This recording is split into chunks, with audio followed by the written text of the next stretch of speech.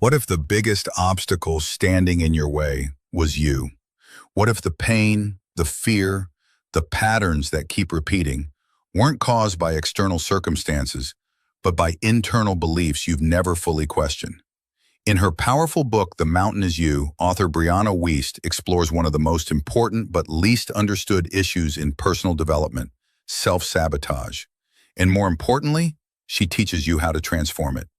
The mountain, as Wiest explains, is both the challenge you face and the part of you that needs to change. It's your trauma, your fear, your limiting beliefs, your patterns. But it's also your potential, your opportunity, your becoming. The mountain is not something you climb to escape yourself. It's something you climb to become yourself. Let's begin with the first and central lesson. Self-sabotage is not a character flaw. It's a survival strategy. Most people think that if they procrastinate, quit too early, avoid intimacy, stay in toxic cycles, or sabotage success, it's because they're weak or lazy. But Wiest flips that narrative. She shows that self-sabotage is often a coping mechanism that once served a purpose. At some point, your mind learned that playing small kept you safe, that avoiding love prevented heartbreak, that staying stuck meant avoiding the pain of failure. So, your subconscious holds on to these patterns, not to hurt you, but to protect you. It believes it's helping. That's why you can know what you want, even truly desire it, and still block yourself from receiving it. Until you understand why your mind created the pattern, you can't fully break free of it. You're not broken. You're responding to pain, and awareness is the first step to change. The second key lesson is this. Every act of sabotage is an unhealed wound in disguise. Maybe you say yes when you want to say no. Maybe you never finish projects. Maybe you attract the same emotionally unavailable partner again and again. These behaviors aren't random. They're the surface-level symptoms of deeper issues. A fear of abandonment, a lack of self-worth, a belief that you're not good enough. You don't just need new habits. You need to rewrite the belief systems underneath. Wiest encourages you to look at your sabotage as a message, not a failure. What is this behavior trying to tell you? What fear is it protecting you from? What old belief is it trying to reinforce? When you stop judging your patterns and start listening to them, you open a door to healing. Your triggers become teachers, your resistance becomes insight, and your past pain becomes a source of growth. The third powerful insight is that transformation doesn't come from motivation. It comes from identity change. You can't just force yourself into new behaviors and expect them to stick. If deep down you still believe you're unworthy, unlovable, or incapable, you'll always return to what feels familiar, even if that familiar is painful. That's why real change requires you to upgrade how you see yourself. Wiest calls this recoding your internal reality. That means challenging your old stories, noticing the voice in your head that says, "You'll never succeed," or "You always mess this up."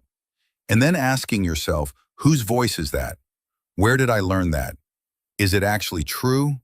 Once you begin to detach from these inherited beliefs, you can start rewriting them. You stop being the person who tries to be confident and become the person who is confident. You stop managing symptoms and start healing the root. This process is uncomfortable. It requires shedding layers of identity, but it's the only way to build a life that aligns with who you truly are, not who your past taught you to be. The fourth major lesson in The Mountain Is You is that emotional resilience is a skill, not a personality trait. If you want to climb the mountain of your life, you need to build the capacity to handle discomfort, to sit with fear instead of running from it, to be vulnerable without shutting down, to experience failure and still move forward. Most people avoid their emotions because they've never been taught how to feel them safely. But Wiest reminds us that healing happens when you learn to stay present with your feelings without letting them define you. She suggests journaling, mindfulness, self-inquiry, and inner dialogue as tools to understand and process your emotions. The goal is not to suppress pain or avoid fear, but to face them with courage and compassion. Because when you stop running from your emotions, you stop running from yourself. and that's when the real transformation begins. The fifth and final lesson is beautifully simple. You don't climb the mountain to reach the top. You climb it to become someone who could.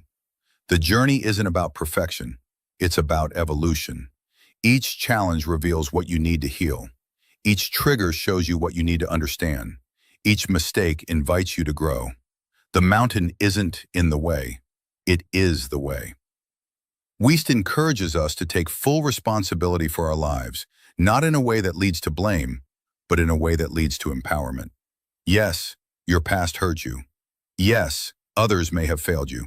But healing is your job, growth is your path, and freedom is your reward. By taking radical ownership of your patterns, your beliefs, and your future, you reclaim your power. You stop being a victim of your circumstances and become the author of your story. That's what climbing the mountain is really about. It's not about fixing yourself, it's about meeting yourself.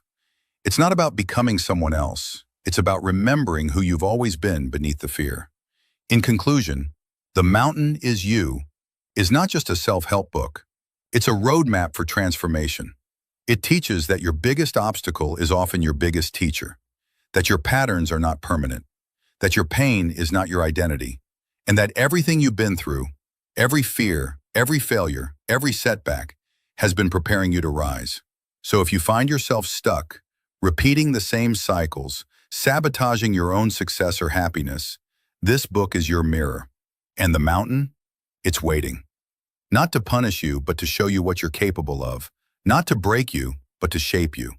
You don't need to wait for the perfect moment. You don't need to be ready. You just need to begin. One step, one choice, one belief at a time. Because in the end, the mountain is not outside of you. The mountain is you, and you were always meant to rise.